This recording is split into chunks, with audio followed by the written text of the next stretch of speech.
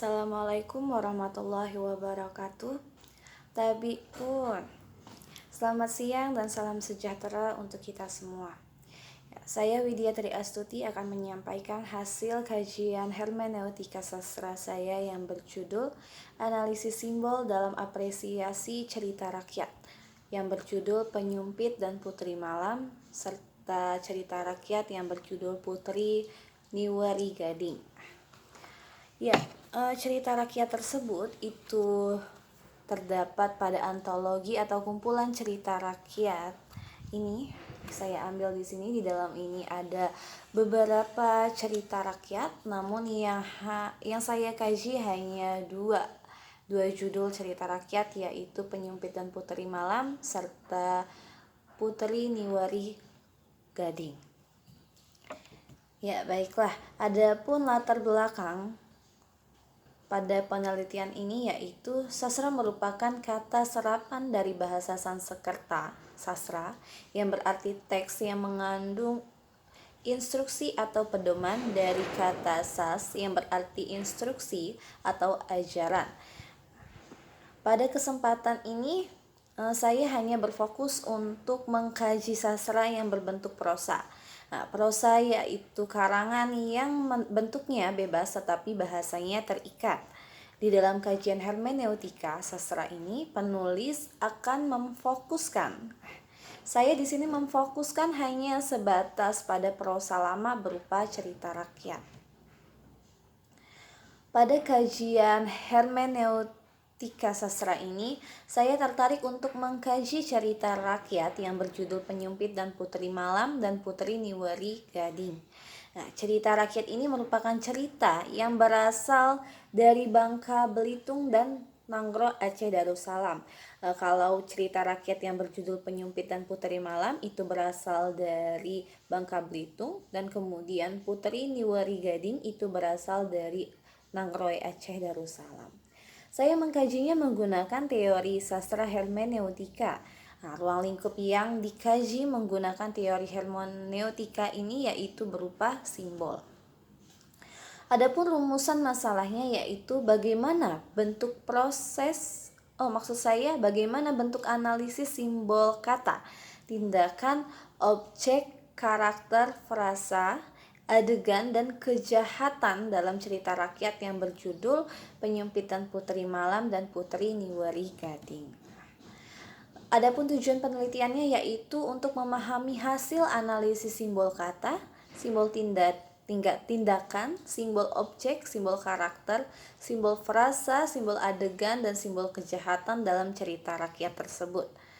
Manfaat penelitiannya yaitu kajian hermeneutika sastra ini diharapkan mempunyai manfaat, yaitu dapat mengembangkan konsep ilmu pendidikan, khususnya ilmu mata pelajaran bahasa Indonesia yang berkaitan dengan kesastraan, berupa mampu mengkaji prosa menggunakan teori sastra hermeneutika, serta mampu menulis karya sastra yang menarik sehingga diminati oleh pembaca. Adapun ruang lingkup penelitiannya yaitu yang pertama, subjek penelitian ini adalah cerita rakyat yang berjudul Penyumpit dan Putri Malam dari Bangka Belitung dan Putri Niwari Gading dari Nanggro Aceh Darussalam. Kemudian yang kedua, objek penelitian ini adalah hermeneutika dalam ruang lingkup simbol dalam cerita rakyat yang berjudul Penyumpit dan Putri Malam dan Putri Niwari Gading. Adapun landasan teorinya, di sini saya mengambil 3 landasan teori. Yang pertama yaitu teori hermeneutika, yang kedua teori simbol, dan yang ketiga teori cerita rakyat. Pada metode penelitian, desain penelitiannya yaitu metode yang digunakan dalam penelitian ini adalah deskriptif kualitatif. Penelitian deskriptif kualitatif menafsirkan dan menuturkan data yang bersangkutan dengan situasi yang sedang terjadi, sikap serta pandangan yang terjadi di dalam masyarakat, pertentangan dua keadaan atau lebih, hubungan antar variabel, perbedaan antar fakta, pengaruh terhadap suatu kondisi, dan lain-lain. Hal yang dideskripsikan dalam penelitian ini adalah analisis simbol dalam apresiasi cerita rakyat dengan judul kedua tersebut. Dua judul tersebut. Nah, selanjutnya sumber data. Data kualitatif terletak pada bagian teks cerita rakyat yang mengandung simbol. Sumber data dalam penelitian ini adalah dua cerita rakyat. Yang pertama cerita rakyat yang berjudul Penyumpit dan Puteri Malam yang berasal dari Bangka Belitung. Kemudian yang kedua cerita rakyat yang berjudul Putri Niwari Gading yang berasal dari Nangro Aceh Darussalam. Adapun prosedur penelitiannya yaitu yang pertama, membaca cerita rakyat yang berjudul Penyumpit dan Puteri Malam serta Putri Niwari Gading yang akan dianalisis secara keseluruhan dengan seksama. Kemudian yang kedua, merumuskan masalah yang akan diteliti. Dan yang ketiga, mencari teori yang sesuai dan mendukung tujuan penelitian. Yang keempat, menganalisis data dengan mengidentifikasikan bagian-bagian sesuai dengan simbol di dalam cerita rakyat tersebut. Yang kelima, menarik simpulan dari analisis yang telah dilakukan. Dan yang terakhir yaitu memberikan saran. Adapun teknik pengumpulan data yang pertama yaitu membaca keseluruhan cerita rakyat dari dua judul tersebut, kemudian menandai data yang terdapat dalam cerita rakyat tersebut. Selanjutnya menganalisis cerita rakyat untuk mengetahui simbol dalam cerita rakyat tersebut. Kemudian menyimpulkan hasil analisis mengenai simbol yang ada di dalam cerita rakyat tersebut. Selanjutnya yaitu pada bagian pembahasan, saya akan membahas judul cerita rakyat Penyumpit dan Puteri Malam dan cerita rakyat yang berjudul Putri Niwari Gading. Adapun jika teman-teman ingin mengetahui isi cerita rakyat tersebut apa saja dari kedua judul tersebut, bisa teman-teman lihat pada makalah yang telah saya kirim pada WA Group. Nah, adapun pembahasan pada kajian hermeneutika ini, kajian dari dua judul cerita rakyat tersebut yaitu yang pertama, saya menganalisis simbol kata pada kedua cerita rakyat tersebut. Simbol kata ini berbentuk kata-kata yang diucapkan, sesuatu yang jelas didengar dan mengandung sebuah makna. Pada cerita rakyat yang berjudul Penyumpit dan Puteri Malam, terdapat 3 kutipan yang menunjukkan simbol kata. Berikut saya akan menyampaikan salah satu contoh dari analisis simbol kata. Kutipannya berbunyi seperti ini. Namun, babi hutan tersebut sudah hilang lenyap. Nah, pada kata lenyap, dalam cerita rakyat tersebut memiliki makna bahwa babi hutan itu tidak terlihat lagi perginya ke arah mana, sehingga penyumpit mencarinya dengan cara mengikuti jejak darahnya. Nah, namun pada cerita rakyat yang berjudul Putri Niwari Gading hanya terdapat 2 kutipan yang menunjukkan simbol kata. Bunyi kutipan tersebut yaitu mereka diasingkan ke sebuah hutan terpencil. Nah, pada kata diasingkan di sini dalam cerita rakyat tersebut memiliki makna dijauhkan atau dikucilkan atau disingkirkan dari kerajaan karena raja muda ingin menguasai tahta yang diberikan kepada amat muda. Yang kedua yaitu analisis simbol tindakan pada cerita rakyat dari 2 judul tersebut. Simbol tindakan ini adalah sesuatu yang menunjukkan perbuatan, perilaku, atau aksi yang dilakukan oleh manusia sepanjang hidupnya guna mencapai tujuan tertentu. Simbol tindakan dalam karya sastra dapat berupa perbuatan atau perilaku, misalnya melambaikan tangan yang berarti selamat jalan, atau bisa juga berarti memanggil untuk datang. Pada cerita rakyat yang berjudul Penyumpit dan Puteri Malam, terdapat dua kutipan yang menunjukkan simbol tindakan. Bunyi kutipannya salah satunya seperti ini. Benar, akulah yang tadi menjelma menjadi seekor babi. Kata menjelma dalam cerita rakyat tersebut memiliki makna lahir kembali atau berubah wujud kembali menjadi manusia. Nah, jadi seekor babi hutan tersebut berubah menjadi wujud manusia. Namun simbol tindakan ini tidak terlihat pada cerita rakyat yang berjudul Puteri Niwari Gading. Selanjutnya, analisis simbol objek pada cerita rakyat dari kedua judul tersebut. Simbol objek ini merupakan simbol yang dapat berupa benda tertentu. Misalnya, janur kuning sebagai simbol objek yang menandai sedang adanya pernikahan. Bendera kuning sebagai simbol objek yang menandai kedukaan. Nah, pada cerita rakyat yang berjudul Penyumpit dan Puteri Malam tidak terlihat adanya simbol objek. Namun pada cerita rakyat yang berjudul Puteri Niwari Gading terdapat satu kutipan yang menunjukkan simbol objek. Bunyi kutipannya salah satunya yaitu sebagai berikut. Mereka sedih atas nasihat orang pintar. Raja dan permaisuri kemudian tekun berdoa sambil berpuasa. Kata orang pintar dalam cerita rakyat tersebut memiliki makna bahwa raja dan permaisuri mendapat nasihat dari dukun atau paranormal untuk berdoa dan berpuasa agar cepat dikaruniai anak. Analisis simbol karakter pada cerita rakyat Penyumpit dan Puteri Malam dan Puteri Niwari Gading. Nah, simbol karakter ini merupakan simbol yang berupa watak atau sifat batin yang memengaruhi segenap pikiran, perilaku budi pekerti, dan tabiat. Dalam karya sastra, simbol karakter dapat ditemukan di dalam tokoh. Misalnya, kehadiran seorang anak di dalam sebuah keluarga memberikan simbol kebahagiaan untuk kedua orang tuanya dan juga seorang anak yang menjadi harapan bagi keluarganya. Pada cerita rakyat yang berjudul Penyumpit dan Puteri Malam terdapat 8 kutipan yang menunjukkan simbol karakter.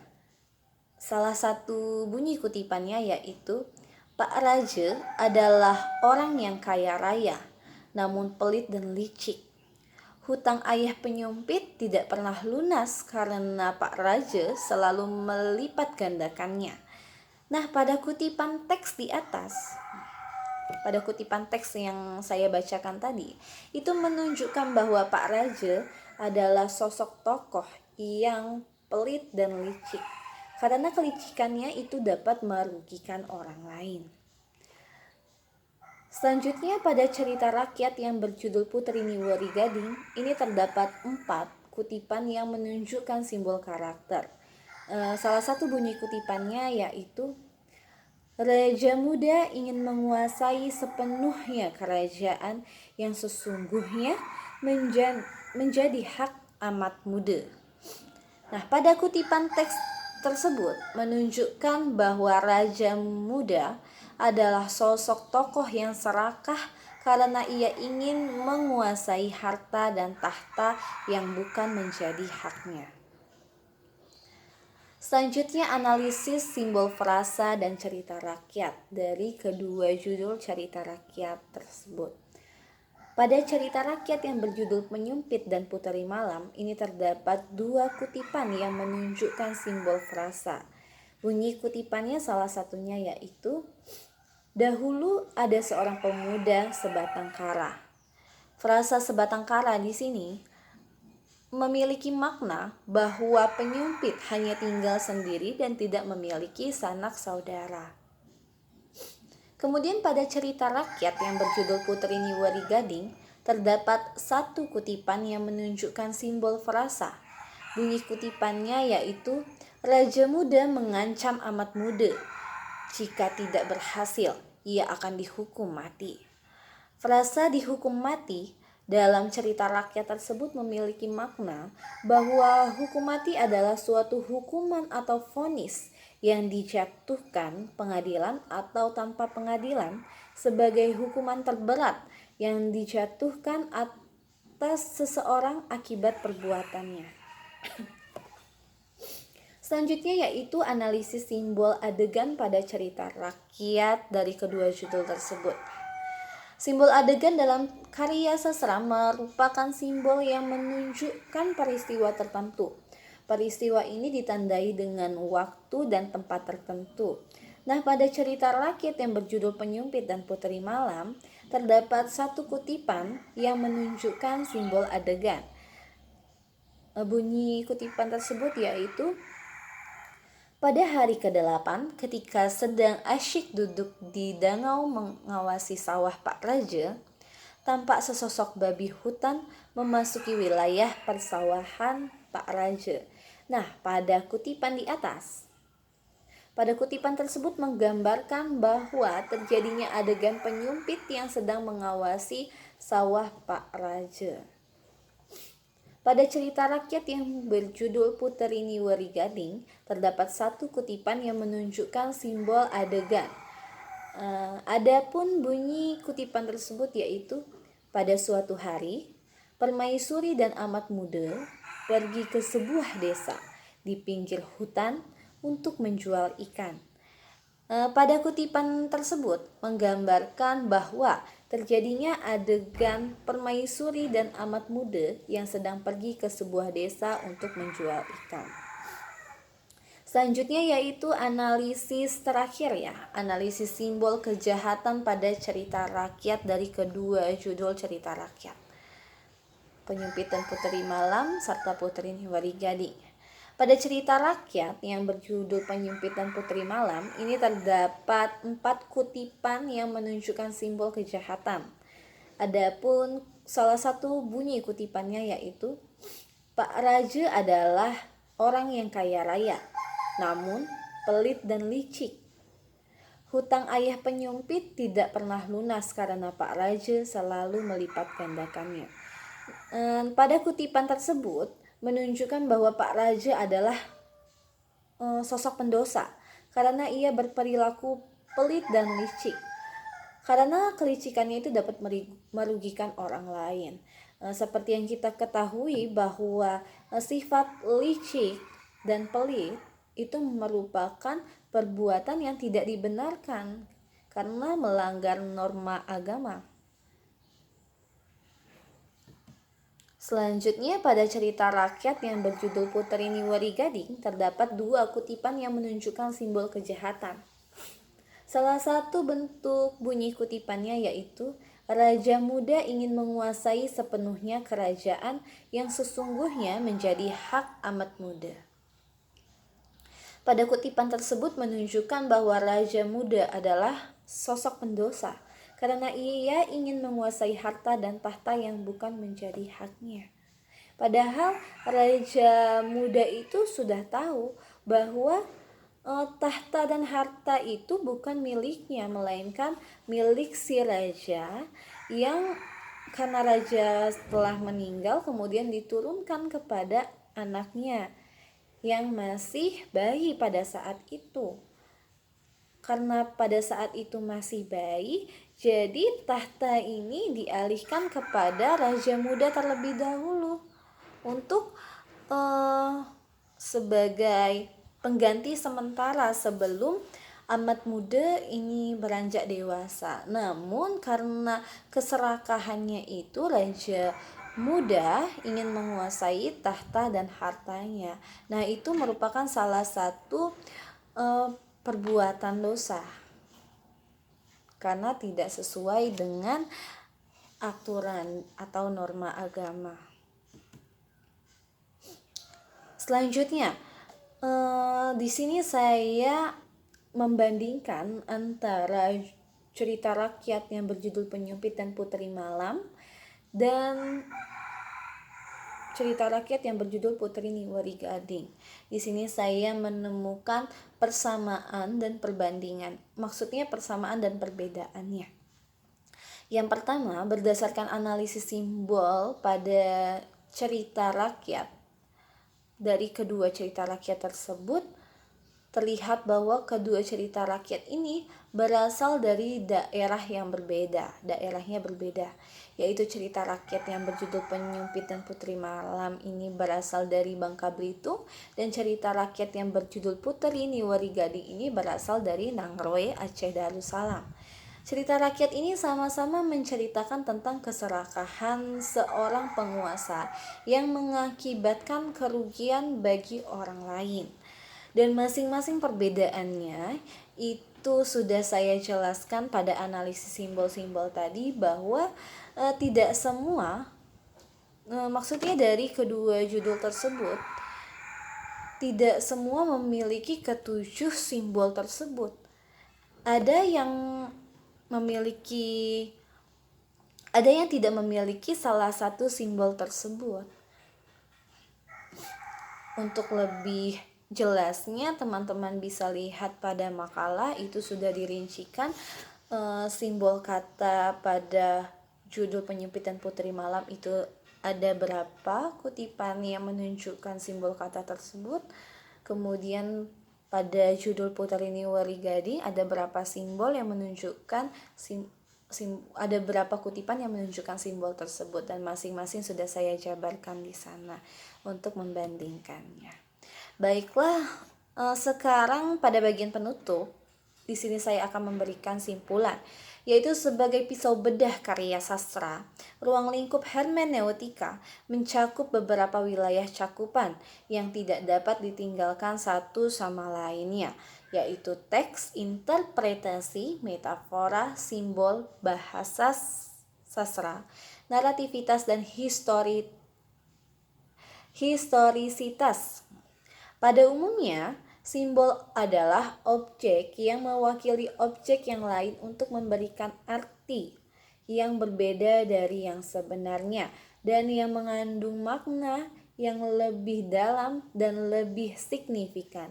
Ini adalah cara-cara penulis-penulis untuk memberi makna dan emosi yang lebih terhadap kata-kata di dalam karyanya. Ini menurut Lendi dalam Aratonono pada tahun 2017. Ya, demikianlah yang dapat saya sampaikan. Terima kasih, mohon maaf bila ada kesalahan kata maupun ada kekeliruan dalam kajian saya. Saya akhiri, wassalamualaikum warahmatullahi wabarakatuh.